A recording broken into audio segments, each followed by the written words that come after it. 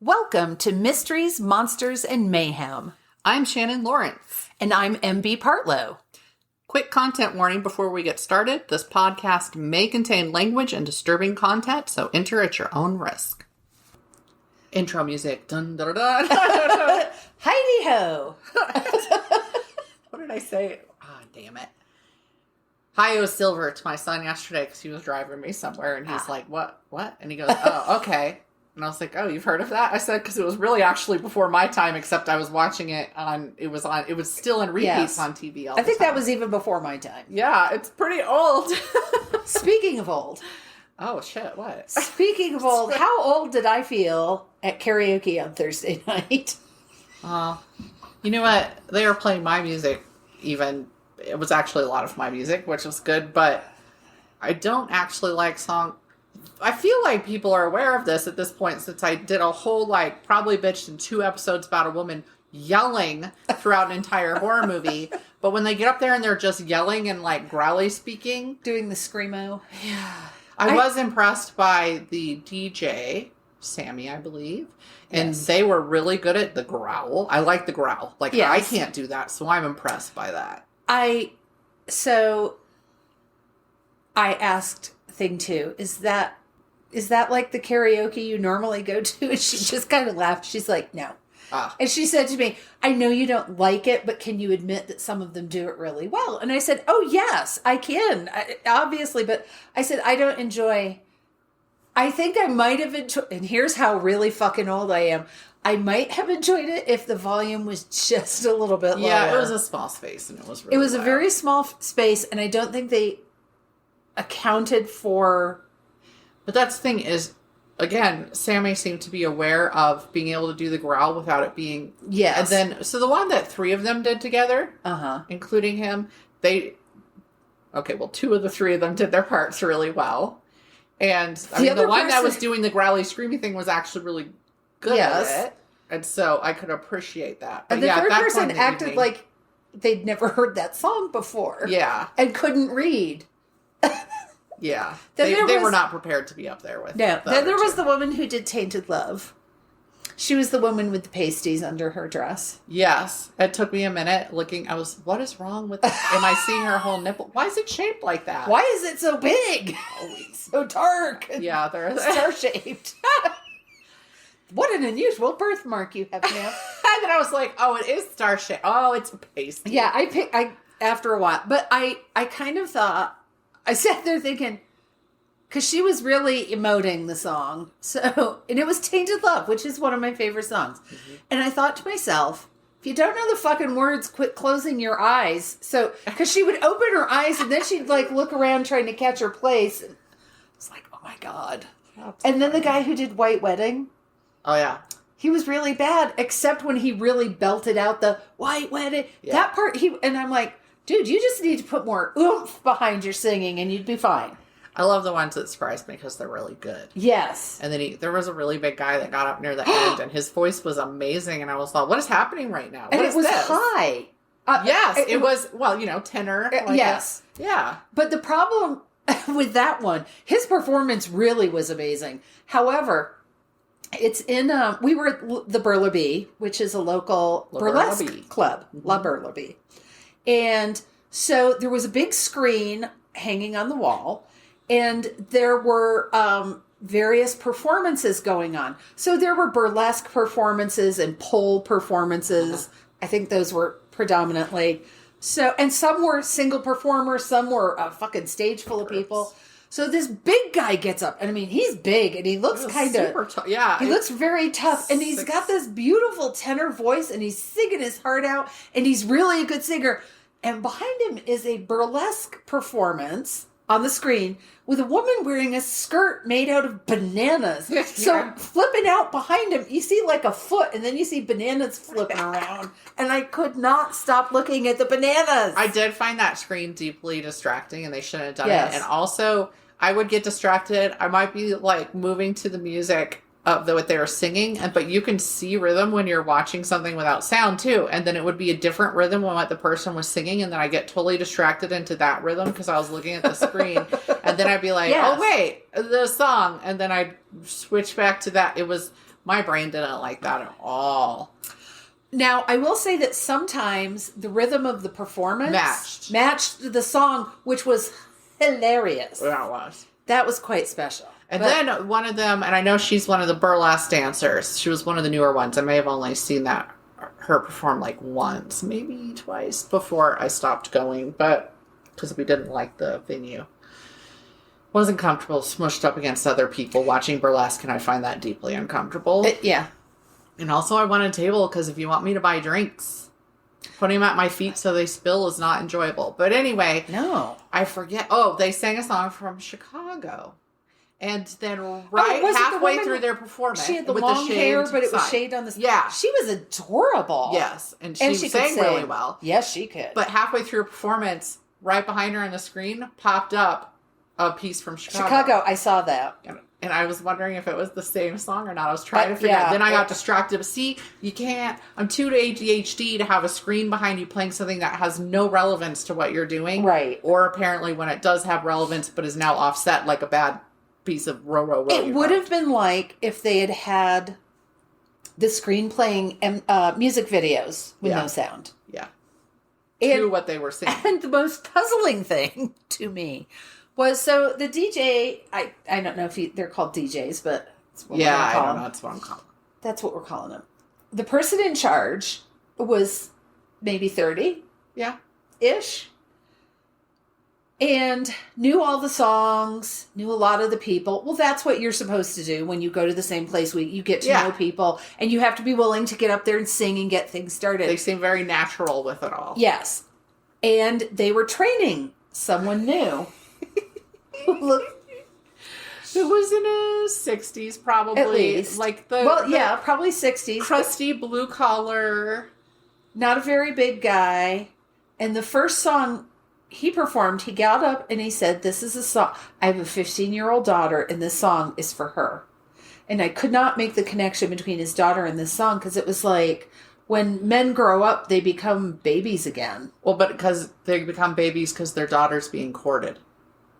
Did you hear those parts? I might not. Okay, so it's a dad, and now his daughter is old enough to be dating and having men after him, and then that made him emotional, and so men became babies. I've never heard that song before. I get it. I wasn't making the connection, probably because he was really bad. He was. And I leaned over to Thing 2 and whispered in her ear, "Do you want me to get up and dedicate a song to you?" No, thank you. And she looked at me and said, "Go for it." Nothing like a child who can call you on your bullshit. That's right. So, yeah. And so we hung out for a while, and some of I was like, that would not be, I'm glad that exists for people who like that style of music, but I'm like, if I'm going to go listen to karaoke, that is not the karaoke I want to listen to. I went to probably like Irish bar type feel place down off Academy, near where it's about to come to South Academy, and there was a good variety, Prince and stuff like that. Yeah. So that one was probably one you might have enjoyed more. Probably. I've been to back when Navajo Hogan was open. Yeah. I went there. Were you there? I was there. So the karaoke was, I mean, we were dancing to it, which is why I like dancing. Yeah. I'm not going to sing. I don't do karaoke because once upon a time I could sing, and I'm not going to remind myself how I can't anymore because something ruined my voice. See, I would love to get up and sing. Well, why didn't you? Because I am tone deaf. I can't sing. And I know that. And it disturbs people when I sing because I'm so bad. But I enjoy it. They were bad. That's the point of karaoke. That's true. People be bad. I'm just going to hurt my own feelings if I try to do it. And so I'm not going to do it. And I know Not that I even sing bad now, but my voice cracks because of something I was put on before. So. And I know that if I got up and sang my heart out, some song that I picked, I know that you guys all would have cheered. It's true. You would have applauded for me. Sung loudly with you if you needed. So, like we all did for White Wedding. Yeah. And the guy who was dressed in the Beyonce shirt. Yeah. The white jeans and the black Beyonce shirt. I was thinking of Freddie Mercury when I looked at him. Oh, yes. Yeah. That too. Who said that? Somebody said that. Said what? Either Frida or Amy said, he looks like he's channeling a young Freddie Mercury. Oh, that's funny because I thought it, but I didn't say it, and I didn't hear them say it. So, but the really shirt he was wearing was what Beyonce was wearing in all the single ladies. It looked like that. Oh, okay. The single ladies. Anyway, when we were all singing along to White Wedding, he turned around and he goes, "Hit it, choir!" to us. And, all right.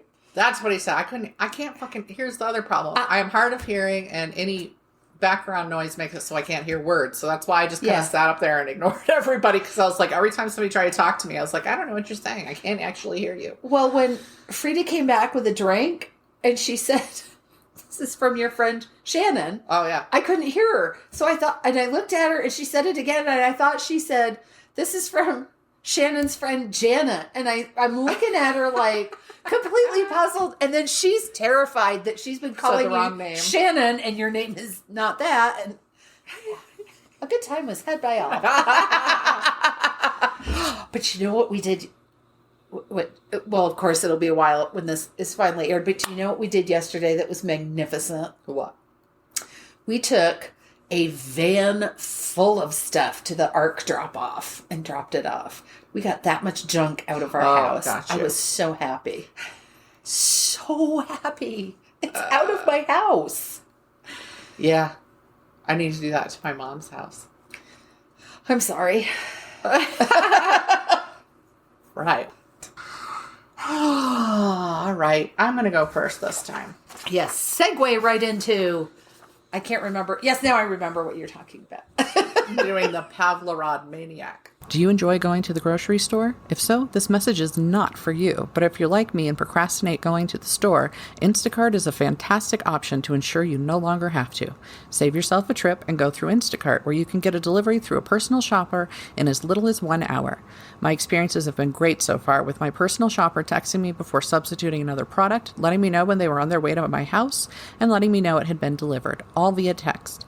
If you click on our affiliate link in the show notes or on our website, you get free delivery on your first order over $35, and you help out our show at the same time. It's the perfect time to give it a try. Oh, I meant to look this up, but I believe it's pronounced. So his name is Serhiy, but I saw a lot of articles calling him Sergey. Huh. So I'm just going to go by his last name after this. Is what's going to happen. Because I was like, I don't know. Is that what it sounds like in Russian, or are they misnaming him? Anyway, that name, Sergey or Serhiy or something, Tkach. So he's Tkach from here on out. That might not even be right. I don't know Russian. My dad did. He's not here for me to check with. Anyway, Tkach was born September 15th, 1952 in Kiselyovsk, Soviet Union. Actually, I really like the sound of Eastern European and Russian and all of that, but I don't know it. It's fun to pretend. His family was large, his father a miner, and Tkach was the fourth child. It said that he wasn't well as a kid, that he was considered weak and kept to himself. Because he was small, he got picked on a lot, so in his later school years, he took up weightlifting and did really well with it, actually. So he got himself in good shape, and he medaled in competitions. Oh, wow. Well, then he tore a tendon in his arm. Wow. And he was out. No more weightlifting. And he had planned, he was going to take this all the way. He had planned and applied to Omsk Institute of Physical Education to pursue. And then all of a sudden, boom, can't do it anymore. So he joined the army. I mean, don't be too sympathetic. He's a terrible person. He did well enough in the army and took the exams to go to the Sevastopol Naval School. Though he passed those exams with flying colors, a medical exam showed he had a previously undiagnosed heart problem. Boom, he's out of his next career choice. Right? So that's 2 in a row. This didn't disqualify him from the army, because apparently the army is the same in Russia as it is here, where they're just like, whatever, you're fodder. Yeah, cannon fodder. Yeah, but it did mean he couldn't go to the naval school. Having been forced out of both those careers due to health issues, he tried to commit suicide. Though the attempt failed, he was booted out of the army as well, finally. He would later tell people he was a veteran of the Soviet-Afghan War, but I could neither confirm nor deny this. And since this is a more recent case, you see, we're going into the 2000s. Okay. And there's a lot of shit I couldn't find, because the newer the case, the less there is out there. Yes. He was happy near the sea, so he stayed in the area and became a dog catcher. which I think is a total misnomer because they were killing dogs, not catching them. They would have service weapons basically, and they would kill the dog. Oh, but he that's preferred awful. to kill them more personally, hands-on, and then he would sell their pelts for extra money. So he was cruel. That's awful. It is awful. And I imagine there's plenty of stray dogs and stray whatevers. So, yeah, they were like, oh, no. They would kill them with their service dogs. And I'm like, excuse me, that's not catching. No. That's killing. Ultimately, he went back home and joined the local police force, eventually working his way up to being a forensic investigator. What do we not want our serial rapists and murderers to be? Forensic investigators. Trained. After falsifying a report, though, and it sounds more like it was laziness than anything else. Okay. But I don't know for sure. He was fired from the force in 1979. At that time, he was married and had at least one child of his own. He took a job for a railroad and sunk into alcoholism, which would eventually lead to the end of his marriage. Apparently, he was alcoholic and violent in his relationships. Not long after his firing, he killed his first victim. It was indicated that this was after a major dust-up with that first wife, but since I didn't know how accurate, because I only saw that situation in one place, I decided not to repeat it. So just that it was a dust-up, a fight. He happened across a young woman while he was out on a drunken walk, strangled her, and raped her dead body. He supposedly called police to confess, but didn't give his name and fled before they arrived. By 1983, he had remarried, had another child, and moved to Pavlograd from Crimea. There, his first victim was a 10-year-old girl. According to his own confessions, his MO was to watch the victims to be sure no one else was around. He would then come up on them as they faced away from him and strangle them with whatever object he might have on hand, such as a cord, the strap of a backpack, their own backpack, that sort of thing. He would then rape the body, making sure to wear a condom and sometimes dispose of the clothing. He kept trophies such as a music book or jewelry and made sure anything on which he might have left fingerprints went with him. Why? Because he was a forensic investigator. Having been both an investigator and a forensic analyst, he knew how to hide evidence that might lead police to him, and he would later mention enjoying jerking around the inept police. Nice. As a motivation. What a fucking prince among men. Oh, he was. Another way he tried to fool them was to commit the killings near railroad tracks. This worked in multiple ways. Firstly, he hoped the police would think the killer was transient, riding in on the rails, then disappearing on another train. Well, he needed a hatchet then, obviously. Clearly. Also, there were creosote treatments on the tracks that smelled strongly enough that any tracking dogs would lose the scent. Okay, that's... Yeah, I know. I mean, begrudgingly. it's clever. I have to say it's clever. I don't admire it, but it's... Yeah, I mean, Throughout the years, he moved around Crimea, Ukraine, and Russia committing his crimes. Most of them were in Ukraine. The body count would mount, with victims typically between age 8 and 18. Oh. The youngest was 8, the oldest was 18. And other than that, they were scattered in between. While he was good about covering his tracks, he would be brought in multiple times for questioning. Some claim he bribed his way out. Whatever the reason, he remained out of prison, bodies of young girls stacking up. Police became desperate to find the killer. As a result, they pulled in other possible suspects, mistreating them, beating them, and in general trying to coerce admissions. One of them they threatened to go after his 2-year-old. Oh my God. Several of these men were convicted of individual murders and stuck in prison. One man was blamed for not only his own daughter's murder, but some of the other girls in the area in 1989. He was arrested and charged with 22 murders. Desperate and despondent, he committed suicide in prison, leaving his widow and other daughter behind to be tormented by the locals for years afterward because he was considered to be this maniac. Serial killer. And like his daughter ended up getting married multiple times and the family wouldn't let her breed because they didn't want to introduce his genes, and the man hadn't even fucking done it. This guy had. God. Another innocent was convicted in 2002 for one of Tkach's victims. He was 14 years old and would end up spending 8 years in prison.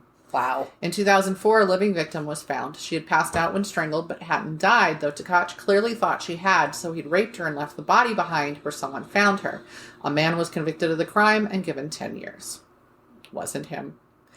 Now, I will say I'm going to be using victim. There's only one named one, and I'm about to name her, and this is because they were minors and their names were not released. So this is not me not wanting to say who they were. It's just not out there, and for good reason. Yes. Because they were minors. In 2005, he screwed up again, leaving an 18-year-old victim named Olga Topolova alive accidentally. She was able to describe her attacker. Tkach had changed his appearance frequently, so when police pulled in everyone nearby with a mustache, they didn't get him. He'd already shaved it off. And by the way, the one that the 14-year-old was convicted of, Tkach had messed up and one of his gray hairs was left there on her body. Mm-hmm. And they arrested a 14-year-old and convicted him of it. They didn't care about the gray hair. Yeah. But then August arrived. He went to hang out at a lake, watching children in the water the entire time and approaching a group of girls. One little girl ended up being left alone, and Tkach was able to grab her and murder her in his usual way. He'd gotten cocky by now, having been getting away with his numerous crimes for 25 years. Holy shit. He attended her funeral, where the other little girls recognized him as the guy who'd approached them and talked to their friend before she disappeared. Police showed up at his door and he told them he'd been waiting for them.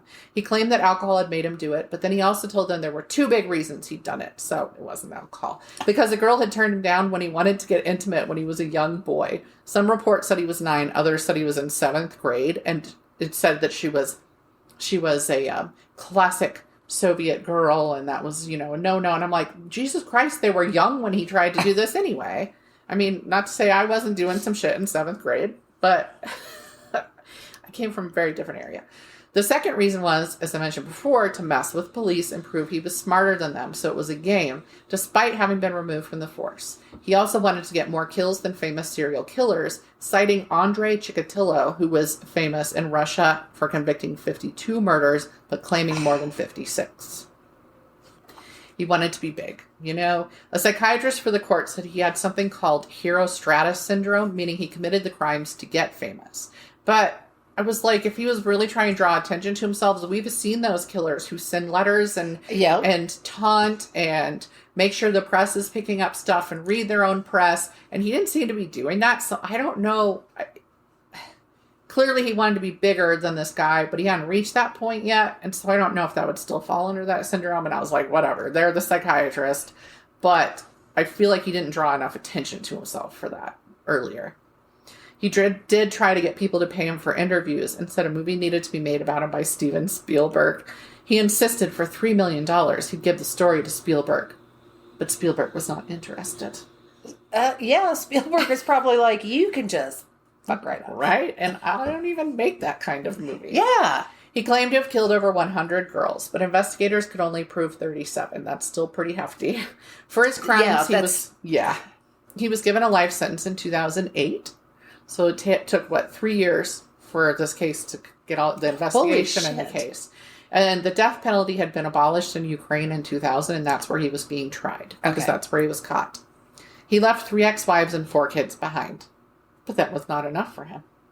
In 2015, a 25-year-old woman named Elena Bolkina, who had seen him in an interview when she was 16 and had been besotted with him ever since, married Tkach in a prison ceremony. They'd been riding back and forth for a while, her stationery scented with perfume, and had met on opposing sides of glass, speaking through handsets. Human rights provisions provide for conjugal visits for married prisoners. And together, they had a baby they named Elizaveta in 2016. Barf. He was 65 at the time. Now, she was 25, so they were 40 years apart. Some of the reports were saying 23 and 63. So just throwing that out there. I don't know what's true. The young woman was disturbing in her interviews, claiming she would have helped him hide the bodies because she was so in love. Her parents tried to get custody of her daughter away from her, citing her actions as showing she wasn't in a sane enough state to have the child. I could not find anything showing they were ever successful. And she did end up making up with her parents and moving in with them in Moscow later. So the couple appeared in several videotaped interviews available to view online. I did watch them. I'm disturbed by her. They were trying to get him early release with plans to live by Lake Baikal. Yeah, she said his age would work for him in that, and that he behaved in prison. Elena was quoted by RT.com as saying, "I love him and I am sure everything will work out for us. He is the harmless one. I am the dangerous one." Such a fucking moron. She also said in that interview, I already have nothing good to say about the type of women who, all the people who were in love with Manson after what he did, all the people who were in love with Bundy, And he'd had that whole situation with a woman, and I can't wrap my head around it. I'm disgusted by it. It's one of the few things that I'm like, I can see their point of view. I can't see their point of view. This person is sick and sadistic. You know exactly what they did. And at one point, Elena was like, well, I don't feel guilty because I didn't commit the crime. She said, I don't think it's right that anybody got murdered that way, but the mental gymnastics she had to do to make it okay. And here's the thing. Even though she'd been in love with him since 16 or whatever, when she saw him on the news and doing an interview at the time of his arrest. Infatuated. Yes. She did actually write to some other criminals for a while. Oh, God. She also said in that interview that if she had to deal with ex-wives, she'd kill them as she was a jealous woman. An interview with the Mirror was done in the apartment where he got 3-day conjugal visits every 2 months. It was an actual apartment with a full kitchen, meaning knives and everything. So somebody would have to check in every hour to make sure she was still alive. And she was like, I'm not scared. He's not going to kill me. Yeah, because you're so special. Oh, wait, you're over the age. I was going to say she was too old for him. Elena insisted that no females be allowed to be part of the crew to be sure he didn't have anyone to lust over, because she felt that her husband was charming and a draw, and any woman would also be interested in him. A reporter said she verbally dominated the interview, and the video I watched showed this to be true. I did watch one of the interviews partway. Tkach died in prison of heart failure on November 4th, 2018, while he was reviled as one of the worst serial killers in Russia, which I'm sure made him happy. No movie was made about him. Yay! He did appear in Inside the World's Toughest Prisons briefly, and that's where news got out that he'd fathered a child while in prison. Any money he got for appearances supposedly went to his family and the victims' families, according to him. One of the men falsely arrested for his crimes remained in prison until 2016. Bear in mind, they figured out this guy in 2005, and he was convicted 3 years later, and it still took until 2016. 8 more years. For them to prove his innocence, and he was brutalized in prison because they thought he'd killed and raped young girls and was a necrophiliac. Which is funny because I never saw that this dude was actually brutalized in prison. So the actual killer was treated just fucking fine, and the poor innocent man was tormented. Other falsely convicted men were either already out or had died, one at the hands of police. They shot one of them. One article stated there were actually 10 survivors of him, and that doesn't seem far-fetched to me because strangling is so much harder than it looks in movies. And if they were unconscious and even, say, a thready pulse, he wouldn't know. And so that makes sense to me. It doesn't appear he checked all that carefully to confirm they were dead before going all necro on him. Interestingly, Elena did not claim his body after he died for all her big talk, nor did any of his relatives. He was buried in a pauper's grave. His name is not on the gravestone, and that's how famous he is. As far as I know, he never got to see his daughter either, because she was a Russian citizen and Elena was not allowed to bring her to Ukraine. So he never even got to see her, and I was like, haha, fucker. He was once asked in an interview, I didn't write this down. There's, so much on him that I didn't put in here. Right. He was asked in an interview what he'd do if it was one of his kids or one of his wives, and he said, I would absolutely tear apart the person that did that to them. And it's like, if you can see that, then how could you do it to all these little girls? And his bullshit because a 7th grade girl turned him down, it's such fucking bullshit. That's absolute bullshit. Piece of shit. It had nothing to do with that. That was just something you did to get pity. Anyway, my sources, actually primarily deadhouse.org, which appeared to be English, not the first language. So I was afraid that I was going to start writing like that. So it was like... The Mirror and Murderpedia. I mean, there were a ton of tabloid, like British tabloid. He was huge in British tabloids. Of course. And so I was trying not to use those ones much. And Murderpedia really didn't have extensive stuff on him. I think there were 3 little articles that they had on him on Murderpedia. Yeah, sometimes you go to Murderpedia and all they have is the Wikipedia article. Exactly. And I'm like, I want photos. I want details. But yeah, like all of them were pretty vague. They didn't talk about his crimes, but that Dead House one had a lot more information. But then I was like, why are they the only ones with this information? How true is it? So there's a lot of stuff I didn't put in there because I just didn't know. I don't know. It was weird. We're being very worldly today because mine is set in Spain. If you're thinking of starting a podcast or even just starting to research it, Buzzsprout is your go-to source for information and hosting. They have tons of videos and write-ups on everything you need to know about recording and distributing a podcast, and they even provide easy ways to get analytics on how your podcast is doing. We use Buzzsprout for our podcast hosting, and through them, we've been able to connect with tons of resources and distributors. Following the link in the show notes lets Buzzsprout know we sent you, gets you a $20 Amazon gift card if you sign up for a paid plan, and helps support our show. A win-win. Not only do they help you get started, but they also do small things to encourage you, such as awarding you badges as you hit various milestones. Join over 100,000 podcasters already using Buzzsprout to get their message out to the world. So be prepared, buckle up. I'm going to mispronounce everything. I just will. So I'm going to talk, I apparently am fascinated with werewolves. I didn't realize this, but I know I did one a few weeks ago. This is the Werewolf of Allariz. So, and I don't even know how this came across my awareness. Manuela Blanco Romasanta was born on November 18th, 1809, one of 5 children. At the age of 6, doctors reassigned Manuela's sex to male, and at the age of 8, his name was changed to Manuel.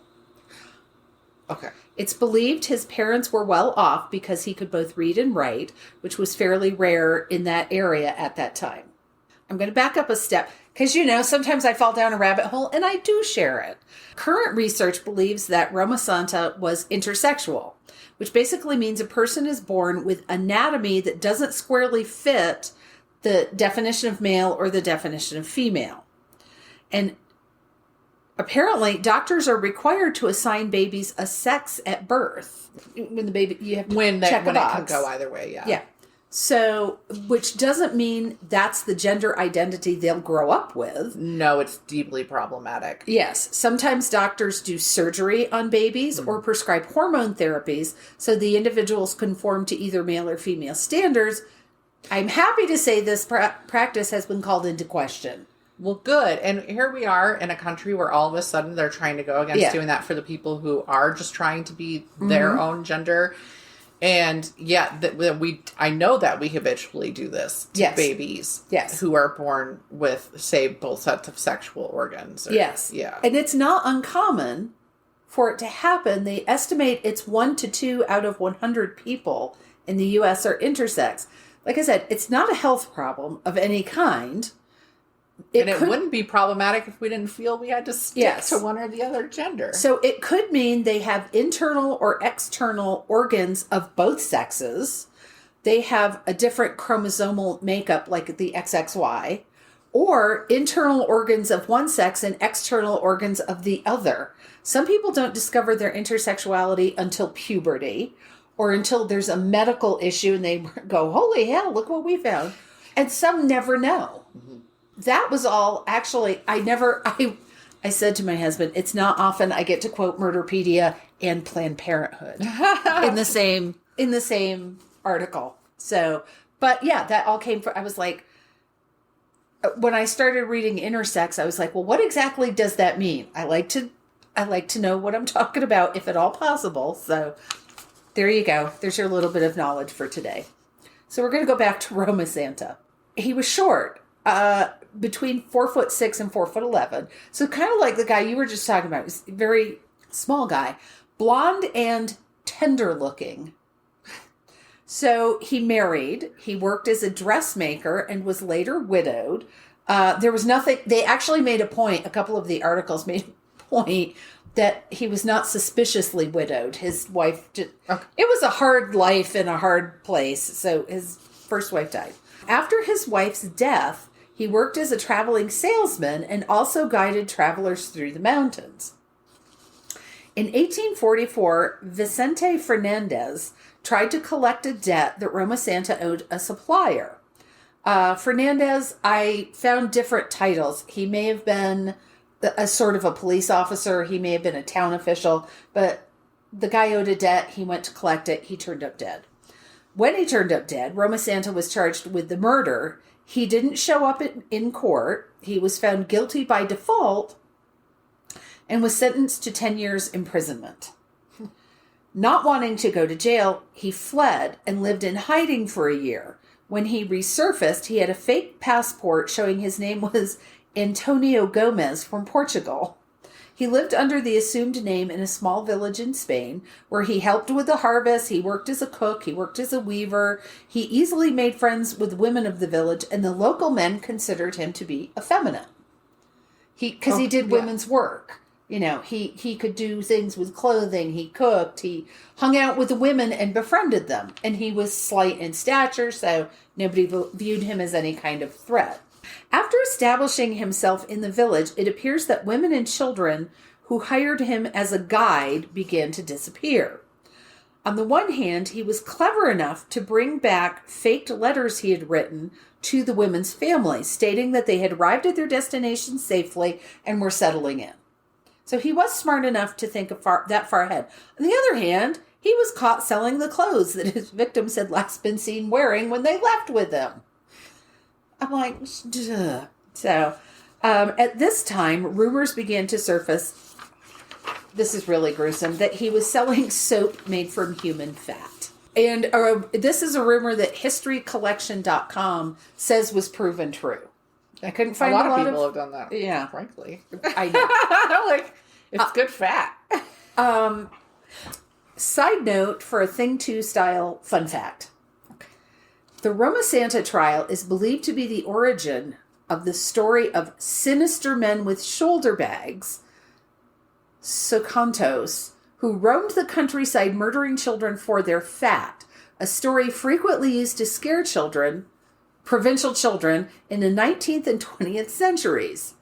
Human fat was believed to cure illness and was also thought to be a lubricant superior to animal fats.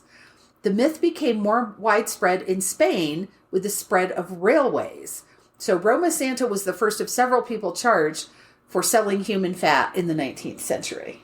Interesting. Yuck. I just watched Fight Club and I forgot that he was making soap with human fat that he got from outside like a liposuction clinic. Ew. I've never seen that movie. The best fat, he said.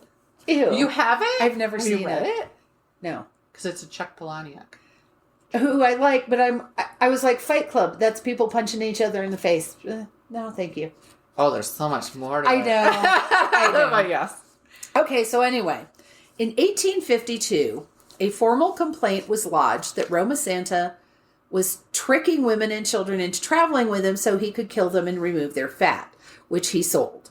He was arrested in September and taken to trial in Allariz, where he defended himself by claiming he was afflicted with lycanthropy. Side note, another side note. God, I've gotten one paragraph and now I'm on another side note. At the time of this accusation and trial, it is important to understand the area and why. If you're thinking, why were these fucking women and children leaving with him? The area where he was undergoing an historically bad famine. So people were leaving in droves. There were mass migrations out of the area. And understandably, because of that, fear and anxiety were massively high in the people who were still left in the area. Well, and you said he was guiding. Yeah. And if he was seen as effeminate, he might have been seen as less of a threat and therefore a safer option to go with, right? Mm-hmm. Yeah. Exactly.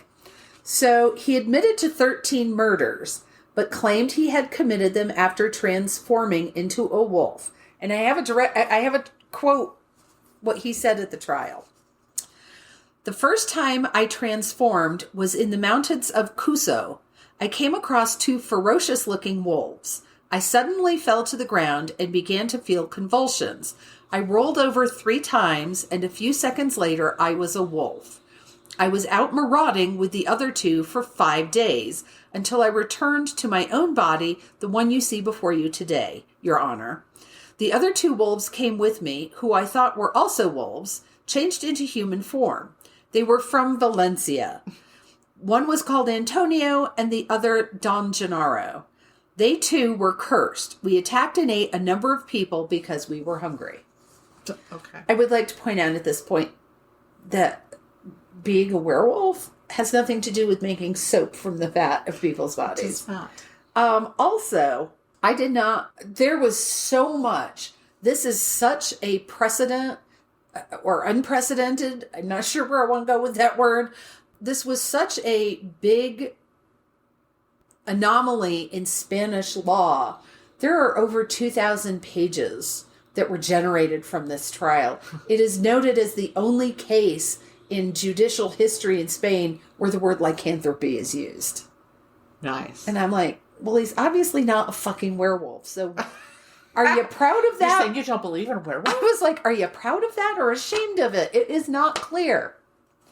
Anyway, not being complete idiots, the prosecutors asked Roma Santo to transform into a wolf in front of the court. Uh-huh. Ha-ha! Not also, the word is alas. I can't read.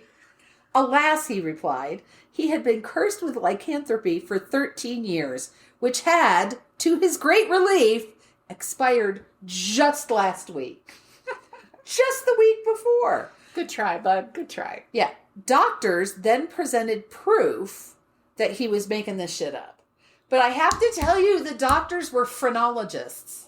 Oh, the head bumps on the head? They read the bumps on your head. Yeah. I believe they shaved his head and read the bumps on his head to say that he was full of shit. You know how I knew that existed? Men at Work with Charlie Sheen and Emilio Estevez. That was how I knew what a phrenologist was. I don't know. I've seen it come up here and there as a holy fuck. You can read the bumps on someone's head. You cannot.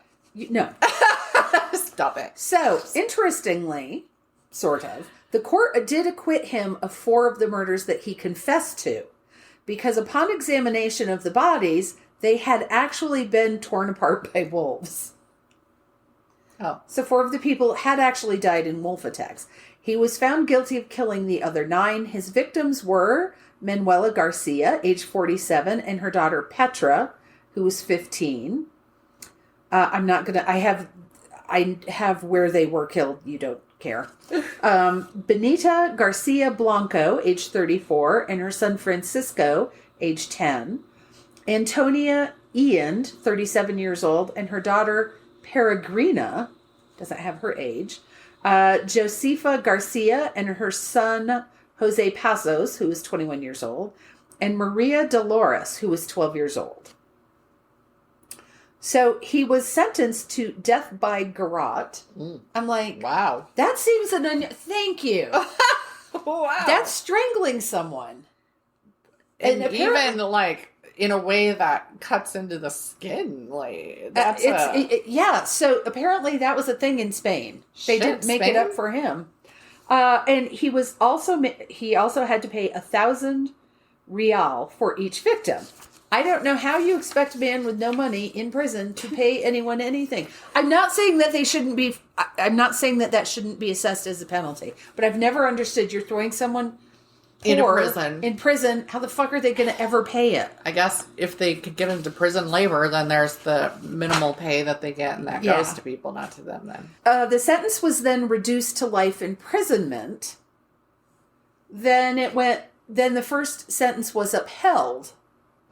The garroting. Yeah. But wait, there's more chuckle fuckery afoot. A man known as Mr. Phillips was a French hypnotist living in London, following the Werewolf of Allariz through reports in the French newspapers. He wrote to the Spanish Minister of Justice, proclaiming that Roma Santo was suffering from monomania. What's that, you ask? I looked it up because I've heard the word before, but I didn't know exactly what it meant. A form of partial insanity conceived as single psychological obsession in an otherwise sound mind. Anyway, Mr. Phillips further stated that he had successfully treated this condition, monomania lycanthropy, through hypnosis, and asked that Roma Santo's execution be delayed so he could study the case. The Minister of Justice presented the case to Queen Isabella II, who commuted his sentence to life imprisonment. Sadly, there is nothing to document whether Mr. Phillips ever got to examine Roma Santo. I was very upset about it. I was like, fuck, I've got to know more. There isn't even proof of where and when Roma Santo died exactly. He may have died shortly after arriving at the new prison, after his sentence was commuted, and he may have died of natural causes, or he may have been shot by a guard who wanted to see him change. Other evidence suggests he died of stomach cancer before he even got transferred. So there are several different stories about it. He died, but we're not exactly sure how. In 2004, the movie Roma Santo was released, starring Julian Sands, based on this story. Yes, who's missing? His family they've called off the searches. Oh, I just saw that yesterday. When I was writing this, they were still looking. The film is based on a script written by a descendant of one of the doctors involved in the trial. Okay. Today, he is remembered mostly as Spain's first serial killer. Although this was in the early 1800s, so I'm like, is he the first or the first they caught? The first recorded. Here's the thing. I'm so tired of this is the first serial killer here. This is the first serial killer in this state. This is because you know what? They never fucking are. And there are a billion serial killers that existed before. There's some magical line we crossed. How many Wild West figures are serial killers? Right? That exists, but we don't ever call them serial killers. No. And those were okay, maybe they were the first, but maybe not. Because there's probably been a billion serial killings in places where things weren't being documented. There was no policing on that. They've been around probably since the beginning of humanity. There were probably serial killer cavemen. So I'm really, because I looked up, there was a story I thought about doing, I might do it later, called the Harp Brothers. I've looked at them too. And they're like, they are the first American serial killers. Yep. Oh, of course they are. But so is H.H. Holmes. And so is this person. And so is that person. And none of them are actually the first. So stop it. They may be the first one to be called a serial killer. Yes. They are not the first serial killers. I'm sorry. Custer was a serial killer. All of those fucking people who went and committed genocide were serial killers. Everybody who hunted natives and considered them less than human, serial killers. Everybody who went into Africa and the Middle East and all of those places to kill people because they were a different color or religion or whatever the fuck were serial killers. So, boy, that's a rant that just went off because I was reading about those dudes and that's the first thing I saw and I was like, shit, I'm so tired of hearing like this is the first. Well, and when people lived in more suspicious times, more superstitious times, then they were vampires. They were vampires or werewolves, or it was the ghost, or witches. You know, something took them in the night, and there's no explanation for it. And if there wasn't someone who knew how to write in town, in the village, it didn't get recorded. Yeah, so it's hysterical to me. But everybody wants to put it. Everybody wants to write it. Everybody wants it to be the first. It's not. First. It never is. Not by far. So my sources. Were Wikipedia, Murderpedia, Planned Parenthood, and HistoryCollection.com. History Collection. I don't know how I got there, but I did.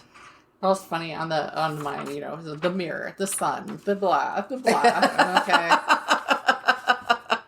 And even, that's interesting, I didn't put as one of my sources because it just copied everything that was somewhere else or somebody else. Whatever. Well, the one I did last week, because the Wikipedia article was heavily notated, I would question what they said, and I would go look up the article that was annotated and read some of that. And again, that was the one where I confessed my lack of microbiology skills. So this one was a little easier. Although this one, I could have quoted so much Spanish law, and I just went, well, no, our listeners don't care. Just about the intricacies of why this is still on the law books. Well, and like the Russian, when I covered crimes in Italy, that is when I learned I'm absolutely terrified to ever be on the wrong side of a murder investigation there, because you've got warring police, groups of police, 2 of them, and then you've got, they're just so determined to get somebody that they'll get anybody. In this Russian one, at least 10 men went down for his crimes. Yeah. No evidence that actually convicted. The 14-year-old just happened to walk across the same path and find the body. And so therefore it was his fault. Well, and one of them, they lived by the bridge where the body was found. And so they were convicted. And I know you always look at the person who finds the body. Yeah. I mean, you have to, but fuck. It makes people not want to be the ones to call, which is the same thing with, so we talked about how I'm having to learn about harm reduction and overdosing and drug use and all of that for my job. And, And I don't even know how many states have it so far. Not enough. States are having to pass Good Samaritan laws because if you are using drugs and you are with somebody who ODs and you call in, 9 times out of 10, the police arrest you because you had drugs, but you were trying to save a life. And that's bullshit. That's bullshit. Mm-hmm. And so they pass these Good Samaritan laws, but even in our training literature our literature that we hand out to people, mm-hmm. because we have a card for the Good Samaritan law, so they have it on them in case they have to call. So we have these laminated cards.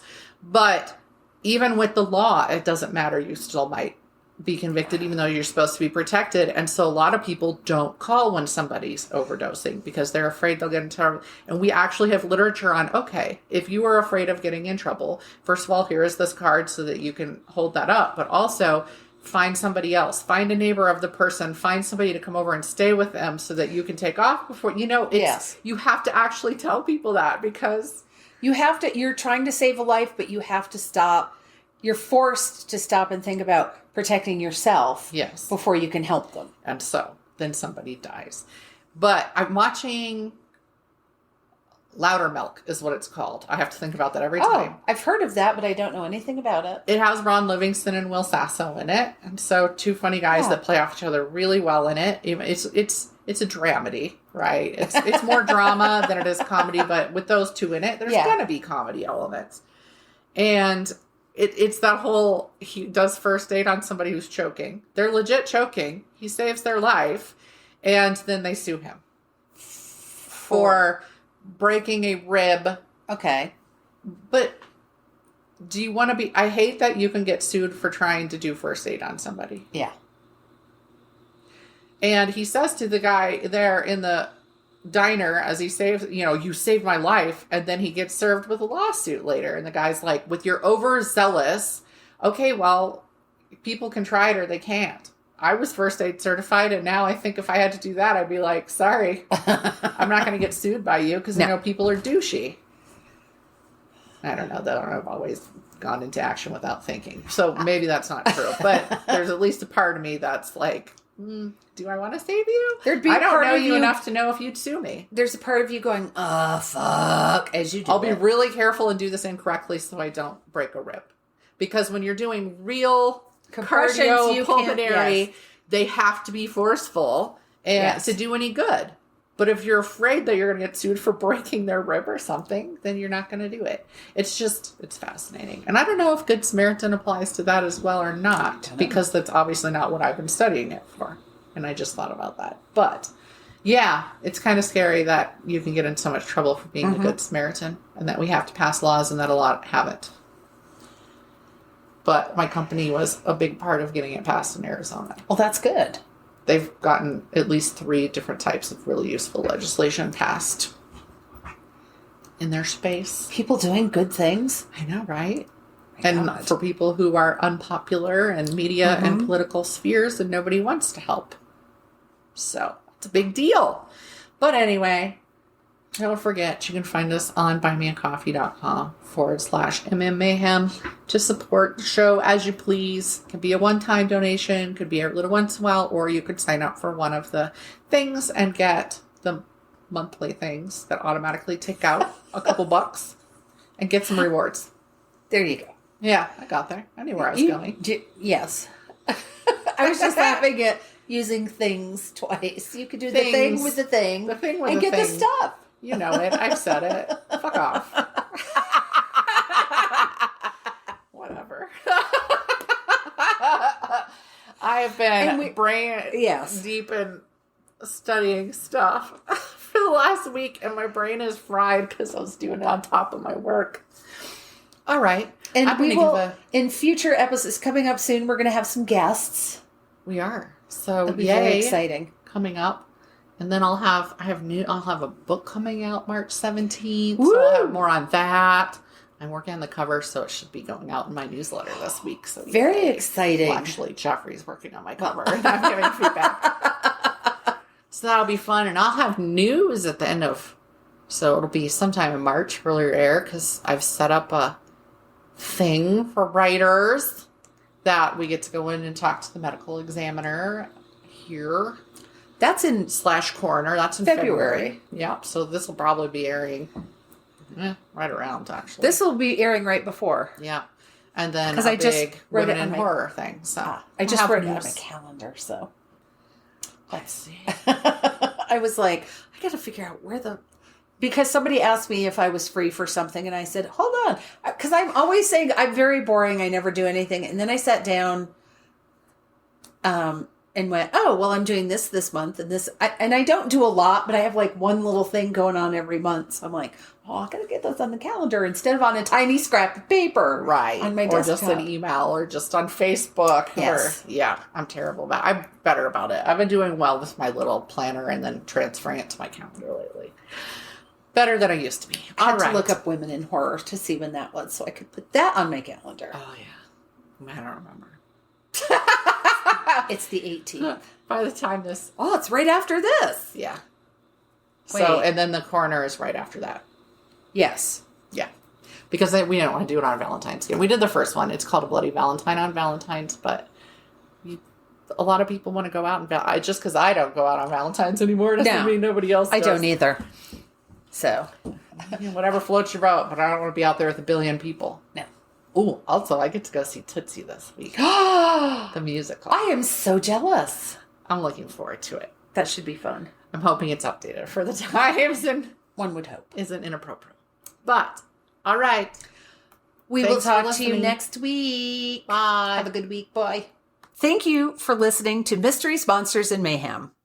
Find us on Facebook and Instagram or at our website, mysteriesmonstersmayhem.com. Please like, rate, and review, follow, and share wherever your favorite podcasts are downloaded. Thank you for listening and supporting our podcast. We'll be back next week with more shenanigans.